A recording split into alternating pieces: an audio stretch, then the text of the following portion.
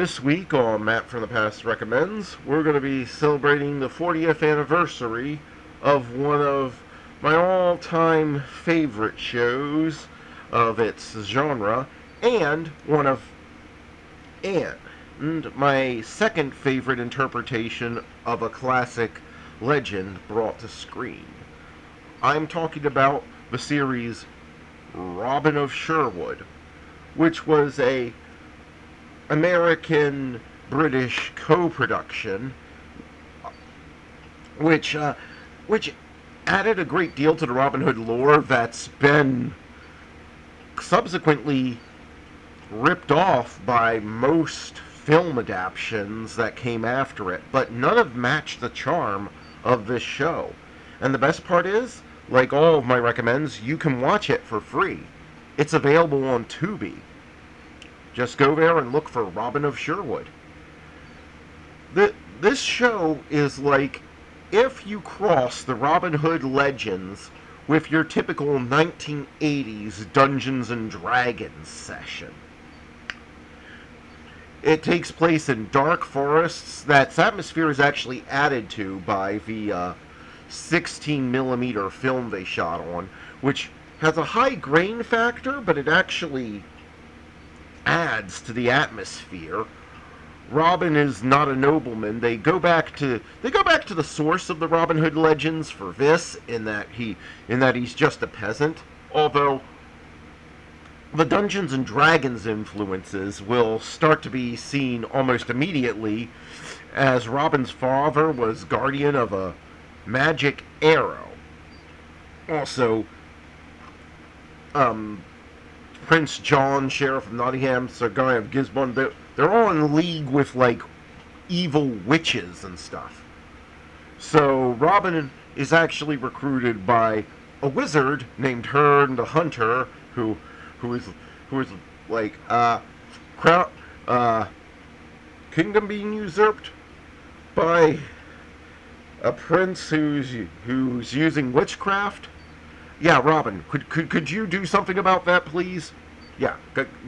You have the magic arrow. You inherited that magic arrow after all, and Robin quickly recruits a Saracen who was under a magic spell by the witch working for Prince John. Which, again, if any of this sounds familiar, but you're going, I've never seen this British series that was supposed to be a children's show, even though it gets very dark, that's because the movie Robin Hood, Prince of Thieves, starring Kevin Costner, pretty much wholesale ripped off many of the original elements that were created by the writers of this show, and their attitude while making that movie, when some people complain, was pretty much, well, we're Hollywood, we have a lot more money than you, so sit and spin.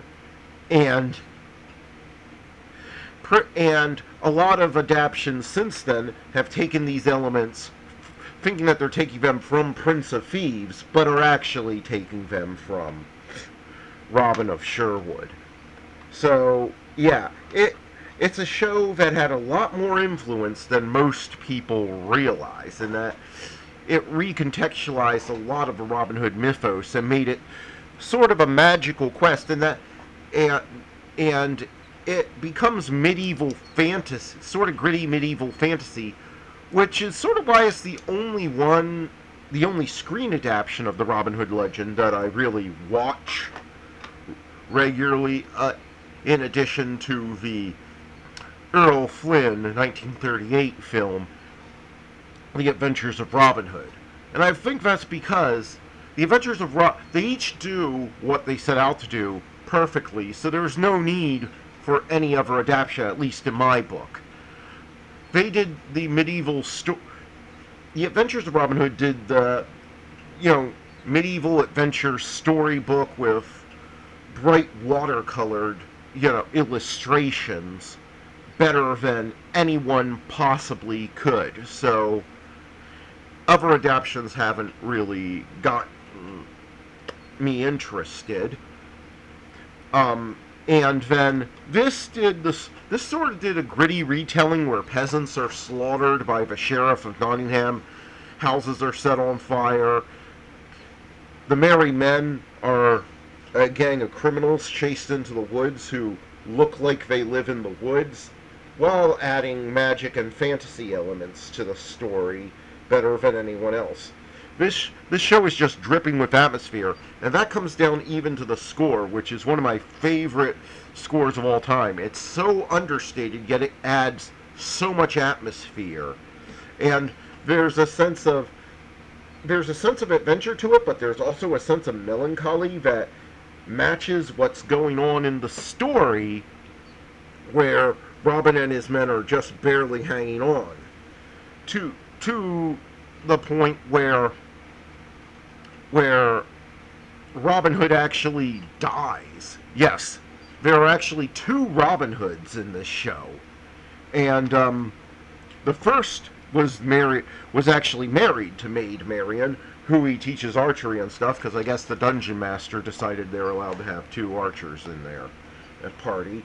And then the second comes along and has to be accepted by the merry men, and so, yeah, it's not an easy fight where they just are constantly making fools of the Sheriff of Nottingham and Prince John. They are worthy adversaries to Robin in this telling, and this is just classic television through and through. I don't want to give too much away because I know a lot of people probably haven't seen it, but if you want a medieval fantasy series that captures the tone and the spirit of a lot of what 80s fantasy was, and that shows that there was good fantasy material being produced before Peter Jackson's Lord of the Rings movies. You just have to know where to look for it. This is the series for you. There's just so much to like. The cinematography is off the charts. This, in my book, is one of the best looking TV shows of all time. It's not the most expensive looking show, but it is one of the best looking, in that the creators clearly had a sense of atmosphere and tone they wanted, and boy, did those in charge of making it happen deliver on that. So, yeah, so this is one of the all-time great adaptions of a classic legend, mainly because it keeps what most people love about the legend, but it also brings in the creator's own interests without disrespecting it, while giving you something new to watch instead of just being a retread. And sadly, most of the time, all we get are retreads. Like, for instance, a project that went south was originally the Russell Crowe Robin Hood movie started its life as a script told from the perspective of the Sheriff of Nottingham, where he was investigating the crimes of Robin Hood, and he would have gradually uncovered a conspiracy by Prince John to usurp his brother.